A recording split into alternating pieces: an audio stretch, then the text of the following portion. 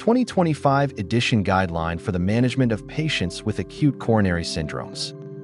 A report from the Joint Committee on Clinical Practice Guidelines of the American College of Cardiology and the American Heart Association. Developed in collaboration with and endorsed by the American College of Emergency Physicians, the National Association of Emergency Medical Services Physicians, the Society for Cardiovascular Angiography and Interventions. 2025 guideline from the American College of Cardiology and the American Heart Association for the management of acute coronary syndromes. This report was developed by the Joint Committee on Clinical Practice Guidelines and endorsed by leading emergency and cardiology organizations. Acute coronary syndrome is a group of serious heart conditions caused by a sudden drop in blood flow to the heart muscle. It often begins when a cholesterol plaque inside a coronary artery ruptures, forming a blood clot that blocks circulation. Symptoms may include chest pain, shortness of breath, or dizziness.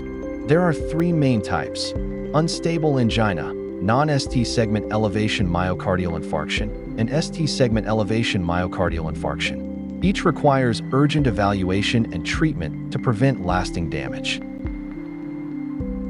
The 2025 guideline brings important updates to the treatment of acute coronary syndromes. It promotes faster and more accurate risk assessment to guide early decisions. Dual antiplatelet therapy is still recommended, but now includes specific strategies for patients with a higher risk of bleeding. The radial artery is preferred over the femoral artery for coronary procedures, helping reduce complications. Advanced imaging inside the arteries is encouraged to guide stent placement and improve long-term results. In the emergency department, begin by performing an electrocardiogram within 10 minutes of the patient's arrival. Measure cardiac troponin levels to detect heart muscle damage. Use a validated risk score to guide clinical decisions. The thrombolysis in myocardial infarction score estimates short-term risk.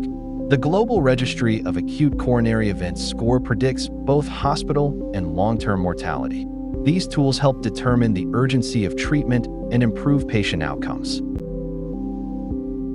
Patients with acute coronary syndrome should begin treatment with 2 antiplatelet medications. This includes aspirin and a second oral agent, and is recommended for at least 12 months in patients who are not at high risk of bleeding. All patients should receive high-intensity statin therapy to lower cholesterol and prevent future heart attacks. If cholesterol remains elevated despite maximum statin use, additional medications may be added. These include ezetimibe, evolocumab, alirocumab, inclisiran, or bempedoic acid. This approach helps reduce the risk of future cardiac events and supports long-term recovery. In patients with acute coronary syndrome, restoring blood flow to the heart as quickly as possible is essential. For those with ST segment elevation, immediate coronary intervention is the preferred treatment. In cases without ST elevation, the timing of intervention depends on the patient's risk level and clinical stability. Using the radial artery for access is now recommended, as it lowers the chance of bleeding and improves safety. Advanced imaging inside the arteries helps guide stent placement and ensures better outcomes. When multiple arteries are affected, complete revascularization is advised to reduce future heart problems and improve survival. The 2025 guideline for acute coronary syndromes offers essential updates to improve patient care. From early diagnosis to long-term management, these recommendations support safer and more effective treatment. Share this video with your colleagues, subscribe for more clinical updates, and stay committed to evidence-based medicine. The 2025 guideline brings important updates to the treatment of acute coronary syndromes. It promotes faster and more accurate risk assessment to guide early decisions.